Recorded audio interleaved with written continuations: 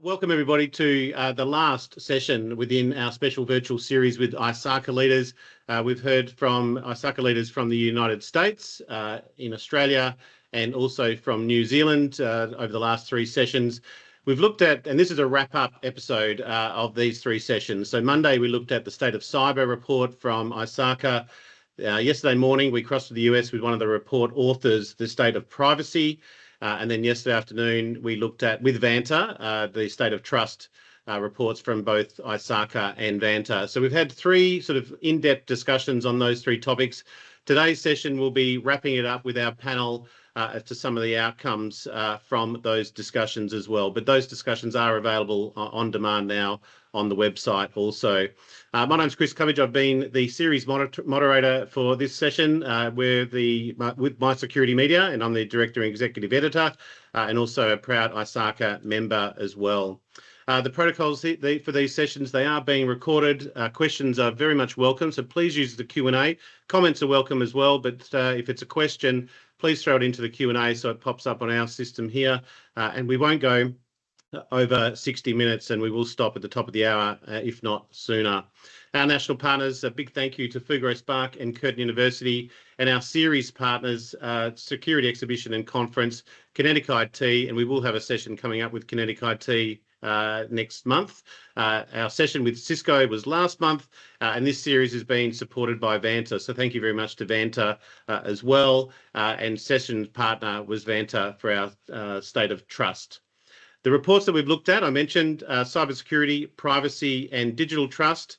We had our panel. We've got Chirag joining us again today. Abby and Jason and Bharat also are with us.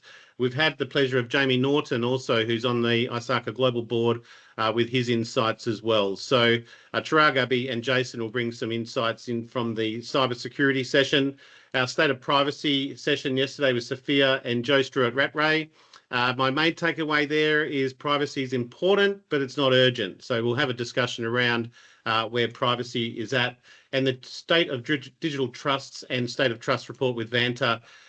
Again, we were joined by Jason, who's with us today, but also Jamie, Rejma and Evan provided their insights. And again, the State of Trust and Digital Trust is a big sort of ecosystem in its own right. And we'll sort of wrap up that with Jason today. So welcoming our panel today, here we've got Zay, and now Zay is in Perth. So finally we've represented the Western Australian group, but as president of the Sydney chapter. Zay, thanks for joining us. Thank you so much, Chris, for having me. Wonderful. And I'm welcoming again Chirag, Abby, Bharat and Jason. Team, thanks for joining us. Yeah, great to be here. Now, I'm going to hold this slide up just for visuals on the system and just so people can remember who we are. But yeah, just to open up the discussion out of those three sessions, it was really comes down to budget challenges was a big takeaway out of these reports, particularly for cybersecurity, but also for privacy. Privacy professionals are finding that their budgets are cut. The technology advances, and we will potentially dive into AI here, but the rapidly evolving state of technology creates a challenge within, implementing controls and maintaining controls, and then the ever-evolving threat landscape. There's no silver bullet here, and things certainly don't seem to be getting better, and the breaches just keep on happening. And we could name off a couple of brands, even over the last couple of days, that we would all know that have been hit, particularly through third-party incidents as well. Chirag, I'm going to put you on the point here in terms of just these observations and wrapping that up. It's almost like that perfect storm. The outcome here was people are feeling stressed in their roles. Is that's resonating with you in your chapters? I think we'll start there. Is that justified in terms of a majority of people are feeling a bit stressed in their role, and it's a particularly challenging time? Yeah, look. Thanks again for having me on, Chris, and then hello to everyone listening. I do agree, Chris. I think that's definitely a challenge, but it's for multiple reasons, though. And I think this is where the nuance is important. One is just the aspect of day-to-day work is becoming challenging because of we all know that the rise in threats, the shrinking budgets, the heightened expectations. I think the other thing which is really important, especially if you think about the more senior levels of the organization, for cyber leaders is the role of a CISO has, not been very clearly defined. It's still a new role. And if you think about what that means is the expectations are a bit ambiguous, which inherently makes it more stressful and challenging because what success looks like can be quite different. And this is where, the guidance which I've shared and, which a lot of conversations now are is, even before you take on certain roles, you need to be very clear what the success criteria is. There is not one type of a CISO. There are multiple types of a CISO. There's a technical CISO, there's a strategic CISO, there's a business CISO, which is also BISO. Figure out what the organization wants because the title they may actually be advertising may not really be the expectation. It just might be a view that is formed. So because unless that is done, I think that is one of the contributors to the stressors.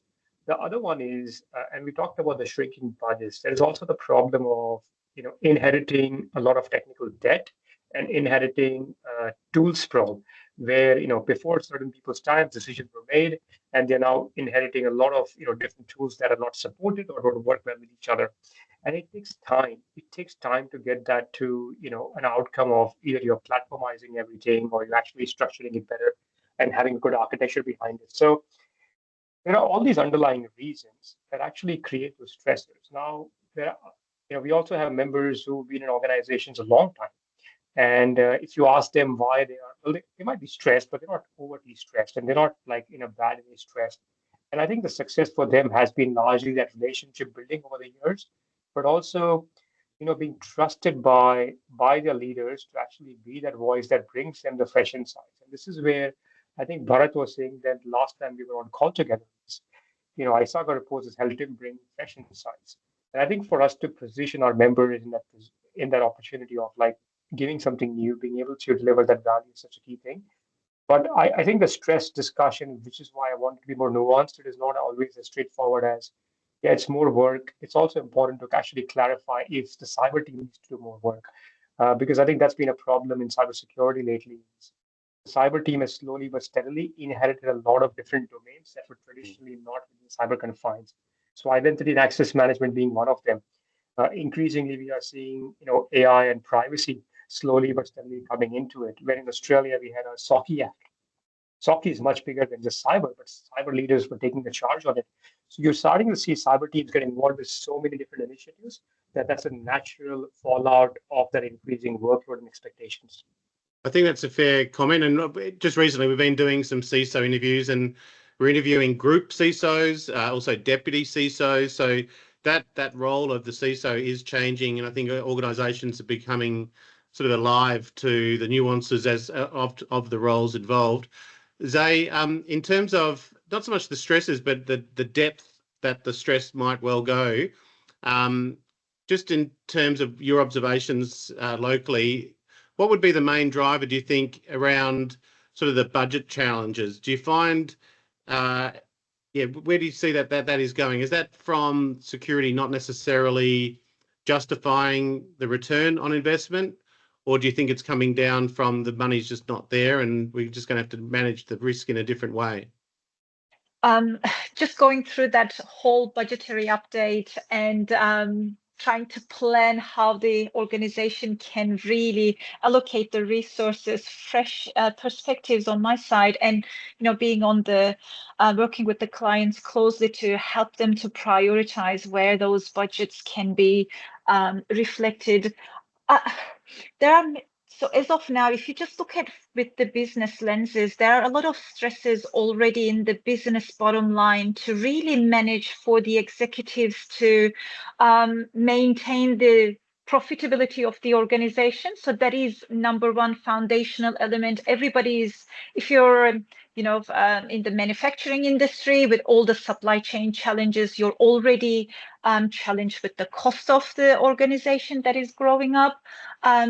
The resources side, from a human perspective, if you would like to maintain a competitive workforce, it puts a lot of pressures on the organizations to find the right candidates, right time with the right skills. That puts, again, the cost pressures high up. But then if you just look at the regulatory requirements and everything that you're supposed to achieve, not only for the business reasons, but to maintain the security or, your third parties or, your privacy requirements, data governance. Let's cope up with the AI and how we're going to utilize it. There are so many pressures on many different levels for organizations to really take a step back and where do I need to spend the money? Because money is getting less and less available. Right? Initially, when it was the early days, cyber is the big hype. There were big budgets available to initially ramp up some of the fundamentals. But now, every day, there is more challenge. For what we were going through, we're like, okay, I can't even maintain last year's budget, but my to-do list is getting longer.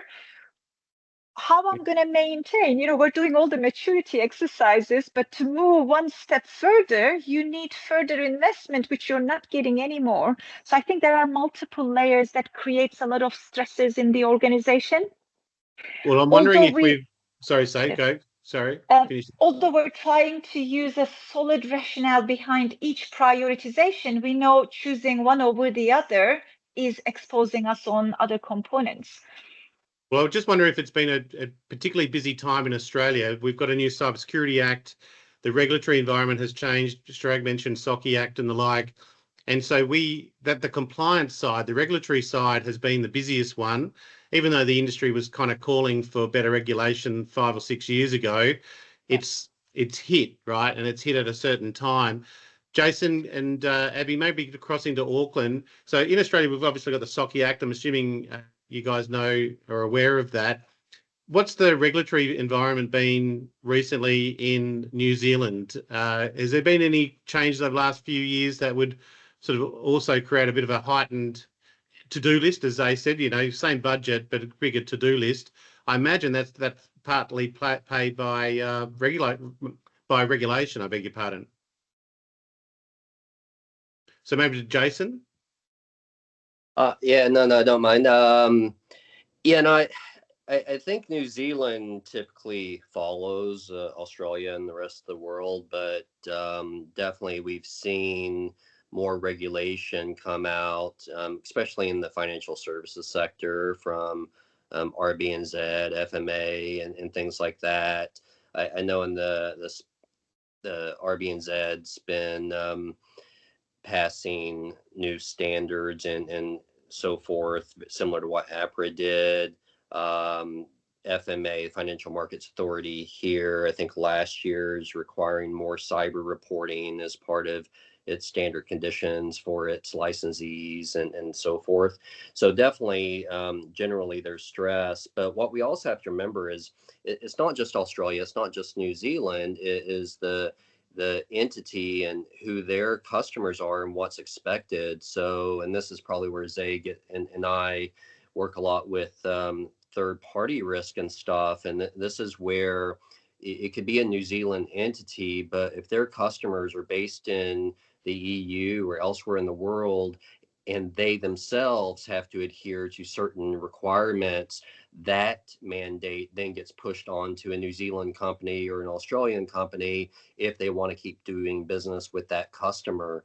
So even though we may be down here in Oceania, we really do have to think and act globally in making sure that we're uplifting ourselves for all these global regulations and standards, because depending on the context of the business you're in or the client that you're in, you may have a lot more to adhere to than what you may suspect.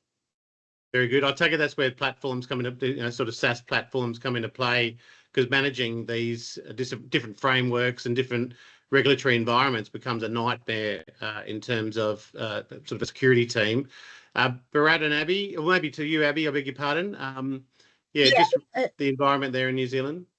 Oh, actually, the whole environment, the budget is become tight. That is real. But the good news in New Zealand, there are more industry to contribute more budget on cybersecurity operations center setup. Most of local governments building their own SOC in their company. That is good news, and because there are more incidents happening in New Zealand. The whole budget is is happening globally is cutting down because the economy is not very good. But the real good news I have heard from my nearby friends, they have more job opportunity about cybersecurity on like a DFIR or incidents, maybe red team or operation like SOC team works. This is being good. We have more jobs opening about cybersecurity. And for the risk part, they also have moving a lot of like AI risk, AI cybersecurity. Some big tech companies slowly to contribute more AI risk, AI security budgets locally, like AWS and Microsoft. Yeah. Nice. And Bharat, from Melbourne, one thing that we haven't touched on is salary. I don't know if there's been any impact on salaries. We might talk about that. But yeah, Bharat, your thoughts in this, particularly around budgets and sort of the stresses on budgets? Yeah, with the salary, by the way, it's never enough. That's the answer. Uh, uh, I guess I've been in kind of unique situation as well. I spent almost all my life working with big financial institution in Australia, so my scope is very much limited to how bank operates, right? And in Australia, our banks definitely not limited to our geographical border. We are dependent on Asia, we are dependent on Europe, America, India, almost our whole world, right? Our economy is quite open. And what what is the biggest risk of anything is our reputation here. Considering we just got a small market as well, just big for bank, big for firms, just to supermarkets and so on. So reputation risk need to be well managed, right? And information security, technology risk, they all kind of feed into it as well. So those budget prioritization, I mean, there's always that discussions. What should be the priority? What is the cost of doing the right thing as well? What I sometimes wonder is, and going back to the compliance requirement point is, sometimes I feel Australia actually has a greater opportunity than the rest of the world because we are always chasing up the tail. We never come up with the compliance. We actually leverage what's happening across the globe. Europe will move first, or Singapore will move first, and we usually have 2 or 3 years before Australia actually move on that path. Do we do it? Not effectively, really. But should we do it? That's the question we should be start asking. That's a huge opportunity for us. Well, the other one, I suppose, is flipping it over. We talked about the ever-evolving landscape, but the technology advances.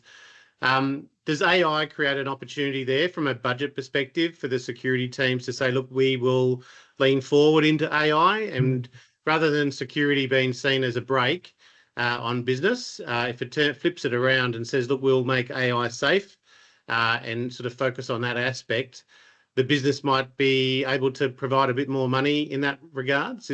Zay, your thoughts on, or Bharat, yeah, go.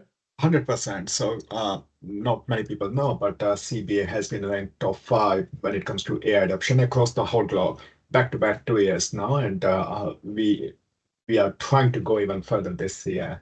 So we have had a lot of AI adoption. I guess being a bank, having decent data management, data governance practices, obviously a lot of stakeholder, a lot of third party here. We are kind of in better position than many other organizations. We can use AI as an enabler, okay? Because we do have that kind of foundation set.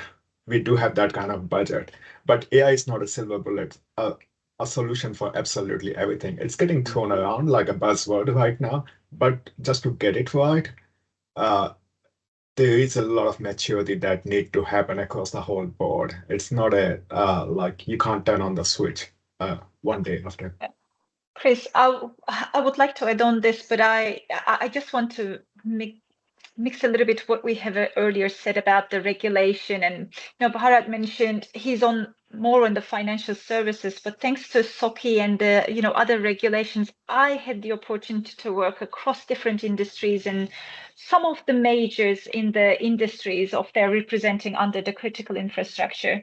I think we need to keep in mind the existing maturity and the foundational elements of even the control environment. If you just look at the security itself, in most of the organizations are quite at the low maturity. Even to uplift it to come to a level that we can have some level of comfort on the operations and the security elements, it takes a while. And I think that's one of the key challenges on the budget as well. We need to come to an acceptable level, even if that puts quite a pressure on the organization, let alone, yes, AI will help in many different ways to enable, drive either the business outcomes, but help us from the security audit and the risk perspective. But in the meantime, in the short run, especially until we reach to that maturity, it will be another pressure point. How to create those frameworks, how to utilize it, bring the right resources around the table, keep cyber always in the loop, your risk teams in the loop while coming up with all these solutions until we go live and see the benefits of it. There's going to be a short-term, medium-term pressure still coming from all these massive changes in every angle. Local teams needs to keep up with those changes, even from the individual skill set perspective, because it's really hard to be on top of everything that is required right now. How do you balance? It must be a challenge, particularly if you're doing it year to year. I'm imagining it's better to do a 3 to 5 year plan. Again, maybe relieve some of that pressure in terms of a time factor. And I think you're right, Zay, from what I've seen, that there's still a lot of legacy sort of equipment out there, particularly on critical infrastructure. Financial services, completely different. You're definitely far forward. But when you look at infrastructure itself, even as I said, the basic security settings and physical security is even often backwards as well. There's a lot of upgrades to be done that takes years to actually get implemented. If I can add one more comment, and I think this is always challenging for me, and it's my baseline.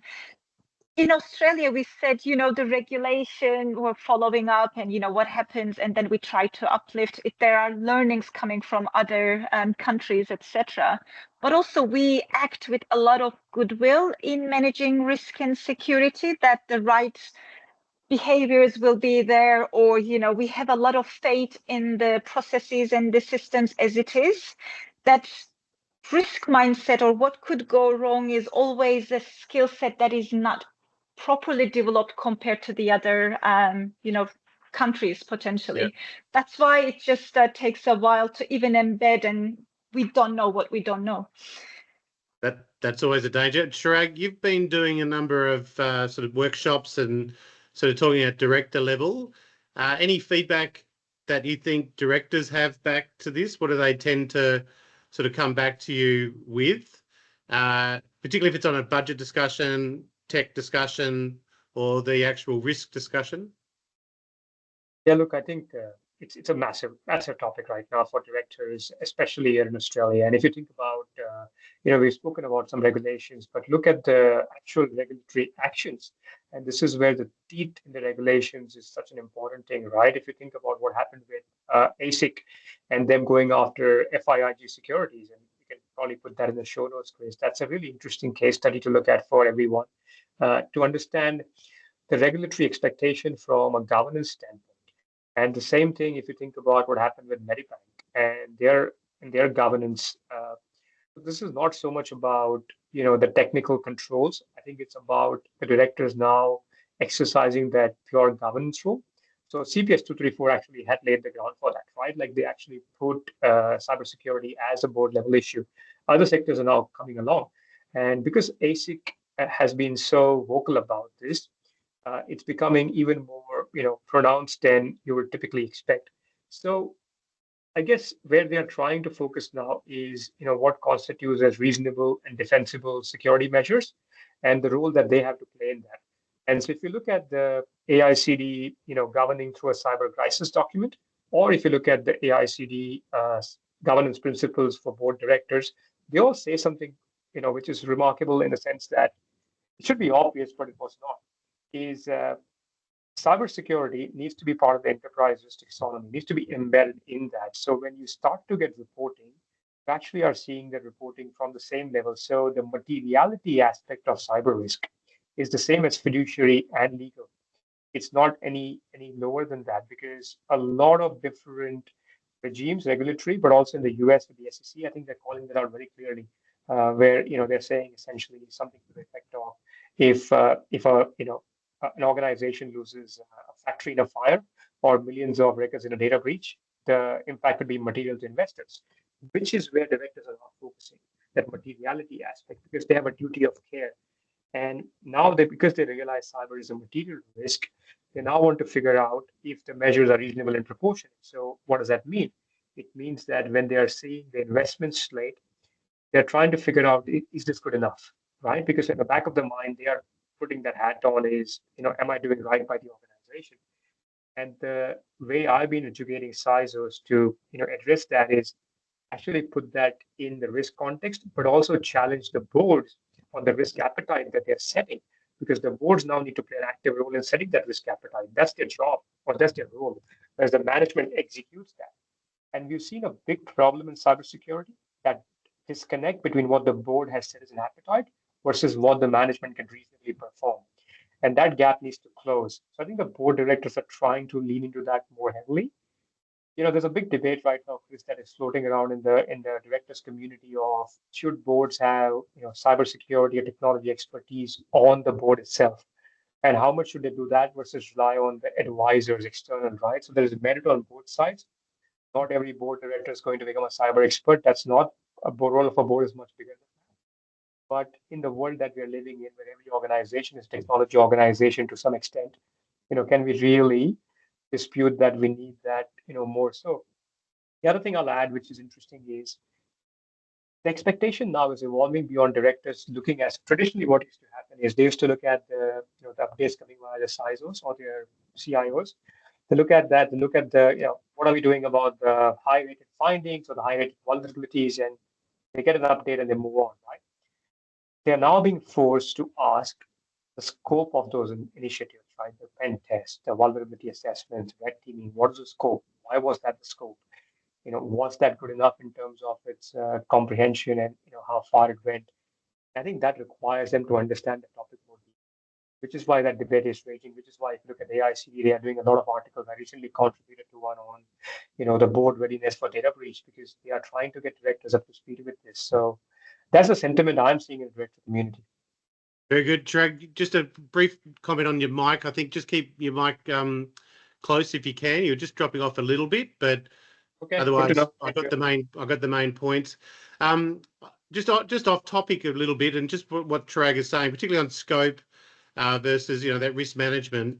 What's the general sort of comment from you off point is bug bounties and the like? We've been doing a series on bug bounties, and they've found that is being able to scale their security teams, and it also creates a little bit of sort of openness and transparency into bug bounties. Any general observations around the use of bug bounties over or alongside pen testing and the like? None to the panel? So I'm happy to talk about, and hopefully my audio is better now, Chris. Let me know if it is not. Yes. Okay, good. So bug bounties are effective. The problem is, it's not very useful if you already have a host of issues that you're aware of that you need to fix, right? So what I tell people is start with a baseline where you kind of address the key pen test findings that you have. The value of a bug bounty is that it does allow a more dynamic approach where pen test traditionally you define the scope, you think that's the right scope, and you go with it, right? Whereas bug bounty is an open game where it allows people to test different parts of your defenses, which were not typically tested. I do think it needs to be done responsibly, though. So there are some good platforms to do that. And you can end up spending a lot of money if you're not structuring. If you just set up a bug bounty program and you have a host of weaknesses that you know already, you're going to get the obvious ones, and you're paying for what you already know, which is not very helpful. So I see them operate really well, and some organizations I've been a part of have done them for years, and they've really benefited from it. But then some would try to rush into it, and then they realize that they're spending a lot more money than the benefit that they get. I think you're right. You need to be on the front foot really before you start a bug bounty. You can't if you haven't fixed everything beforehand that you're aware of, as they said, knowing what you don't know, you could get yourself into trouble. But no, very good comment. Thank you. Okay, let's maybe just move on to training, unless there's nothing else on the budgets and the like. Maybe training skills and jobs. I mentioned I got some smiles earlier when I said people's pay packets. How competitive is it out there? And again, welcome from the audience. Any questions in this regard, if you want us to guide us in a particular way. But yeah, just general training. I take it, Zay, I mentioned tomorrow night for the AGM in Sydney, it's a sellout. There's a lot of engagement at the chapter level. Any sort of trends within the training interest and the uptakes within courses? I think that there is a lot of, we had across different portfolios, we had all these hits during COVID time. And I can clearly say our members, the students and people who are interested in transitioning to the industry, there is a massive uptake right now that the curiosity across different components of the profession that they would like to learn and experience more. What I think what's one of the challenges is, we talked about the resources. Organizations are investing less and less, unfortunately, to the development of the employees. The budgets are quite challenging. We know it's always the training and the, development components is always the first one to cut. And if you need to do some savings for the organizations, that's why I think the organizations like us are quite important to continue to provide all these opportunities to the network, to the members. And for this, what we're trying to, and some of the things that we're really proud as a chapter, and we're working with our peers in the region, is using ISACA's accredited training organization concept to really help the members. We know there is a financial difficulty, even at the individual budgets or the corporate budgets, how we can utilize and bring, either uplifting the skills or really access to the certifications and the preparation, trainings a little bit more cost effective to our members. So I think this will be one of the things that the associations can really help to build that bridge. And it's been long years for all the chapters to really highlight, organizations want skilled workforce. However, it doesn't come naturally. So the investment needs to start somewhere. The mindset needs to shift in recruitments and how we find the right candidates for the role, and even believing a little bit of the existing skill set, because at the end of the day, we all have learned experiences that certain skill set is transferable and can be learned on the job. Changing a little bit of the ways that we invest in people, I think it's going to be quite important going forward to know that there are existing skills gap, how we can really leverage that inside out to make sure that we can build those resources for going forward. I know there are a lot of investments available there's going to be support for the next 10 to 15 years from the government as well, but how we can utilize the existing cash flows to drive a little bit of that ease at the ground level, that will be quite crucial. And I've had some work, sort of came to mind was the ISACA Foundation. There's some scholarships there as well. So membership, making sure that you engage with that. I sit on another board for a foundation within a membership, and definitely underappreciated it until I sat on the board. And never took hold of it. Abby, just on training from the chapter level? I will say the training is free for the members. So some like Melbourne chapter doing the studying session for CISA and CISM. It's also for free for everyone. But I have to think of some things, like we have so many good resources, but people don't know where to find it. And also the people don't know what they need to learn. There are so many free training sources from Cisco Academy and also from ISACA websites, but they don't really contribute their time. Yeah, this is my concern. Training is always there. There are some very good results online, but the people have to think about where to find it. And our ISACA associate chapter needs to guide the people to find the good results, or maybe build some like a local workshops and after-hour training workshops. That's really help the member skills up to identify their gaps on the skills and then build up their skills to make themselves much better on their job. Yeah. And I'm very proud of, like, for ISACA, currently we do some like ISACA Auckland doing some webinar. We have very good keynote speaker from United States, Europe, and Australia to deliver some good like third-party risk assessment, AI security, and like AI ethics, or maybe AI risk. We just run one with a Melbourne chapter and one Vancouver chapter, more about AI training. But after training, the people need to work on it. Yeah, this is my opinion, my personal opinion. Thank you. Yeah, very good. And I think maybe to AI training and certifications, what's the current status within that? I know that there's some guidelines and the like. Any current observations on the adoption of AI, the interest from the chapters on AI training? Go, Zay. Sorry, just for a minute of which button I'm pressing. Chris, I think this is, again, I think we can't talk enough about how the associations are really filling that gap in the knowledge and making more resources available to either individuals or even simplifying those resource challenges at the organizations. So I'm sure most of the people are aware, ISACA has announced and supporting with AI governance and audit methodologies, but also from broader risk framework to really give anybody that is interested in, even we have the smaller certifications that are available to really certify yourself and credentialize across the different components of it, similar to what we do with cloud and the emerging risk items. I have been, just moving freshly from Big Four to the industry again. I've been extensively using those resources just to see, what we have implemented, do they align, and how we can utilize those resources to ease a little bit at the operations level. I think they're quite valuable. We've been reaching out, even from the organizations, major organizations, to do some joint sessions, AI governance, what good looks like, if ISACA can help to drive those conversations at the corporate entities as well, which is, I think, quite impressive and interesting to see that how those will evolve going forward to make those different insights available to the organizations itself. Wonderful. And Abby's put some links in there in the chat. Very good. Thanks, Abby. Go, Bharat.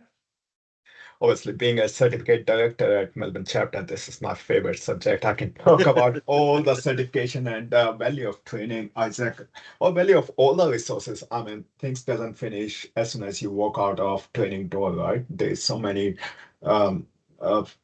reports available, industry trends available on ISACA website, your state of cybersecurity, this is all the work we can learn, and day in, day out, the training doesn't finish it. But one thing actually, referring back to state of cybersecurity report, was when they talked about the 5 skill gap related to cybersecurity in the industry, the very first tough one was actually soft skill rather than a technical skill itself.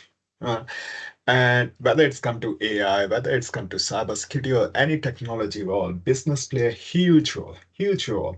And often when it comes to technology, we only looked at technical side of training. Do we actually talk about what we're doing here, building leadership for the future, or communication skills, or critical thinking? Are there sufficient courses out there which can actually prepare you for this without actually exposing you to those situations? I think, the challenge is we actually don't talk enough about those skills, leadership skills, soft skills, and are there sufficient training that we can provide to our members? That will be a my only thought is it's and one of the reasons why we've come to you as ISACA leaders is you tend to do that within ISACA itself. That gives you the opportunity to sit on a board, run events, and that public speaking skills as well. So I think that's the other role. Whether there's also courses there as well, but it's definitely that participation factor. Jason, maybe your view on training. Well, I'm interested from all of you. I know Zay's taken some of the AI courses and the like. I've been looking at them. It's from a time factor. Do I have time to commit to doing something like that? But yeah, your just general take on training skills and coursework really at an advanced level. Yeah, no, and I agree with what Bharat and others have said. And the way I look at it, I mean, besides being a professional, I've also been an educator for the last 25 plus years, where I've taught at university and to undergrad and graduate students and do corporate training and all that. So, I mean, the first thing that we all have to do is, no matter all these problems and risks and challenges that we've been talking about, we first have to remember, well, we need to take care of ourselves mentally, physically, intellectually, and all that stuff. So no matter all these challenges we've been talking about for the past 3 days, what you need to do is figure out, where is it that what do I need to do to better myself? And some of that training may be in soft skills, it may be in the technical skills. It doesn't have to be in AI, but if that's where your passion is, that's what you can do. It might be you need to get back to the basics and even learn what ITGC means. I mean, it really depends on what you're trying to achieve out of your own life. But I'm a big proponent of training. I've been helping out the Melbourne chapter with some of their training as well. And but yeah, no, I definitely, all the people on the line here, you already know you're here, but it's like, I can't tell you how passionate I am about training and bettering oneself. So yeah. Beautiful. Well, look, let's finish off. We've gone for about 45 minutes. I wouldn't mind just touching on, we've definitely covered off on the cyber side, but maybe just trust and privacy. I found yesterday's session on trust not so much a challenge, but I just found it such a big and diverse topic. Maybe to Zay and even to Chirag, where do you see trust? Do you find it's coming up in your conversations with clients and corporates that trust is a measurable aspect that they're doing? I mean, it's a really good report and it's an important subject, but in my view, from a commercial aspect, I don't know if corporates, if it's on the radar in that context of digital trust or trust. Yeah, look, it's a good point, Chris. So let's just very pragmatically speaking on this, right? So I've been doing a lot of work in the cyber risk quantification area recently, and a big part of cyber risk quantification, as you know, is to put dollar amounts behind cyber risks. End of the day, that's the idea. If you can't do that, then you're not doing cyber risk quantification. So trust is an important aspect. How do you quantify the value of trust, like commercially? There are some ways you can do that, right? Like there are some ways where if you suffer a material breach, there are certain number of your customers, you run the risk of, unsubscribing to your services, not taking the uptake, not adopting your services. So the customers lost is a real revenue. Potential customers lost is a real number. The other number is the M&A deals. So we know when there are material breaches and unreasonable security postures, M&A deals fall apart.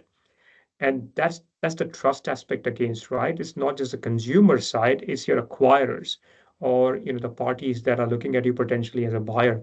So I think those are areas where you practically start to put some money behind it. I think there is other that, if you are thinking of an not-for-profit or one of those sectors where it's not so much revenue driven, it's about the service and the adoption of it. And I think because they are funded based on the services they can offer. And if the services are not, trusted, it becomes really hard. So I think there's some ways you can actually put dollar amounts, and that's what I'm trying to achieve via cyber risk quantification. Again, it's not a magic bullet, but there are lots of ways you can actually start to do this. Hopefully some of these ways gets people thinking on how they can start to put some money behind the trust number. Well, but I think obviously there's so much more to trust. I was going to say, you've got to, almost what you're doing is breaking it down.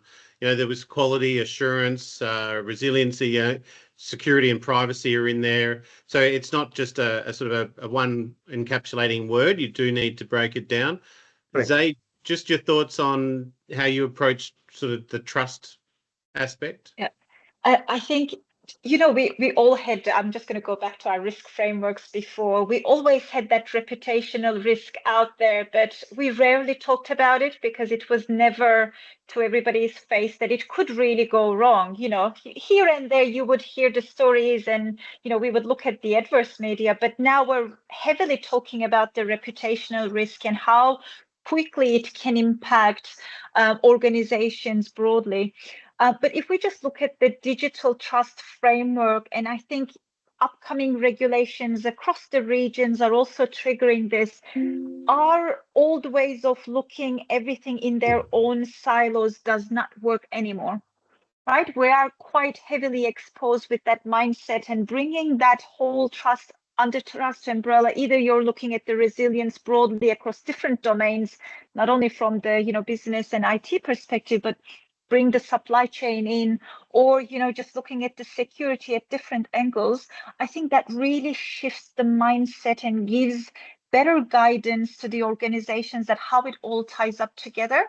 There's still a lot of work to be done, but I see a lot of conversations happening at the corporate level, how to really bring the trust to the core and the things that are flowing to enable that, to either to internally, but also to your shareholders, to your customers, clients broadly. Nice. I think there's one more thing Go to add there. I would just say one of the elements or one of the pillars of digital trust for ISACA also has been the systems thinking. And I think that's really important. I think that's what Zen, I believe with think more broadly. And systems thinking also is all the interdependencies that were not looked at. And I do feel there's a role for the board, but also the management in that. I think the board actually has a bigger role in systems thinking than it has done in the past, especially in the digital trust area. Very good. Now, we've got a question, and one of my sort of discussion points was on cyber and risk communications and knowing the stakeholders. Mustafa has asked a question here, and great to have you with us again, Mustafa. How can we effectively communicate to executives the critical need for cybersecurity training, given its often overlooked role in strengthening an organisation's overall cybersecurity posture? And now Mustafa's new in his or her role, only a few weeks, so fresh, but obviously wants to try and grab some training. How are we communicating to the executives? And Chirag, I'll put you aside on here because this is this is your sweet spot. But yeah, just general risk communications to the board from the cybersecurity team. Is it just through the CISO, other members of the team? How are they able to communicate through to executives? Is it something that they need to be aware of, practice, or sort of get guidance from internally? It's been a while since I've worked for a large organisation. I imagine someone on the security team doesn't just go up and talk to an executive. You've got to be quite careful as to how you approach it. Maybe to Bharat in the banking sector, how does your team break it down? You're muted. I think I'm going to reflect back to comment Chirag made very earlier, but how do you define cyber? There's so many aspects as well. And within my current organization, there is a role of a BISO, which actually makes sure that training gets prioritized. I guess risk management comes in the picture as well, and you need to start asking the question, what's the weakest link in the whole process? You can put as much technical controls as you want. Where is the weakest link? And it always is human. So if they are not prioritizing that link, that control, which is training up your people, making sure they understand what the spam looks like, what's those bad actors look like, I think we're just setting ourselves for failure. And that message needs to be very clear and crisp, and need to be discussed on the board level every single day. This is very, very important control. I don't think we can ever get maturity without training people. Yeah, it would be an expectation to have some sort of training or development plan for your security team. Would that be about right? Not only security team, absolutely everyone in the organization. Security team can do as much as they can. Spam actor don't go to security team. They go to people who can. That deepfake incident in Hong Kong was very, very clear example, right? all the board is sitting in front of this accountant and approving that, okay, you can transfer $25 million to this particular business. It's coming from board. Everybody is there on the camera. How do you actually say it's not real? It's AI made. You know? So as yeah, so as adversaries are getting smarter, those training need to be continuously delivered, and the new training need to be delivered as well, which are reflecting the current environment. Well, I think maybe just to go, Jason, are you got a thought there? Here we go. Oh, no, it's all right. Yeah, no, I was just going to add in there and already typed in and just saying that, I mean, we're talking a lot about the training and stuff too, just making sure that as your trainings, like it's great to do what your employer says you need to do because you need to do that for your job, but just make sure you're always thinking about, well, what training do I want to do and the skills I personally want to learn as I move forward in the future. Yeah, I think the other thought I had was to be proactive. So if you're a team member and you have a passion for and you want to sort of pivot to a particular area, I think you've got to be proactive and put it forward that's what you do, and obviously have some solutions there and ideas and potentially even a budget or plan, a work plan or a training plan going forward. Look, the last one, just a few minutes, just on the privacy aspect that we didn't touch. We touched on trust and the like, and privacy. The breaches just keep on happening. Our super accounts have been recently breached. They lost some money, so that was more of a credential attack that I'm aware of. But just I'm not seeing any sort of cultural change within privacy expectations here from the corporate side or even member side. Are they getting impacted by sort of the changes in privacy landscape here in Australia? In Australia, we've just had a new privacy review done and implemented, but yeah, where are we at with privacy? Maybe to Zay? Chris, I think there is a lot going on behind the scenes for the corporations to really have a stock take in light of especially the recent events to say, forget about the regulatory and the protection bit, but what data they're holding and does it, we always talked about regarding the, need to hold that data. And, we had a period of hoarding the data for many different aspects where we totally lost the control of it. And now we don't know. So there is a little bit of that rationalization working across many different organizations for many different reasons. We are all aware that, we need to protect the data, but, when you don't know what you're holding, where you're holding, what are your exposures in all these different diluted systems across the organization, there are many challenges. And I think organizations' attention is quite dispersed across all the priorities coming in every angle. It is still on the agenda. Might be a little bit, we're focusing on different components of it, but still, I think it's going to be evolving in the next medium, long term, quite heavily. Maybe to Chirag, you go. Yeah, I think it's, and Zen kind of nailed that. I think there is a couple of aspects that is definitely, coming to bear. One of them is in the privacy change, they are actually putting forward or proposing a whitelist of countries where cross-border flow of personal information will be allowed. This is really significant, right? Because where there was always this weird provision, it was not very clear. Commercially, this is very beneficial for organizations. So I think this is where, if you truly understand, you can actually drive a good commercial outcome for your organization too. So it's not just the privacy as a risk, practice. It's also helping kind of do these smarter things. The other thing which for certain industries is really relevant is the children online privacy code. I think that's especially for some not-for-profits, it's a really important point where, a new privacy code is being defined for, how children really engage online and what concerns them. So that'll be quite, once we get into it, it'll be good to see how that shapes a lot of regulations that certain industries need to keep in mind. So I think these are the two additional things that I wanted to flag in addition to what Zen's already mentioned. Beautiful. Any closing comments, team, in terms before we close it off? But the general 3 reports and the work that ISACA is doing, I think the feedback I get is that these reports are quite widely read and appreciative. but also that they're quite on the money too in terms of what they sort of that pulse check that they take. Zane, I'll put you on the notice. One thing we discussed at the outset is, do you actually read the report? I take it when these reports come out, you do give them a flick through. Yes. But I don't know if I'm a good benchmark. I love learning. I'm so curious, and maybe that is too also a curse, right? Because your attention is constantly all around the place. But I think we can't avoid. We need to keep on top of it as part of the security and the risk professionals.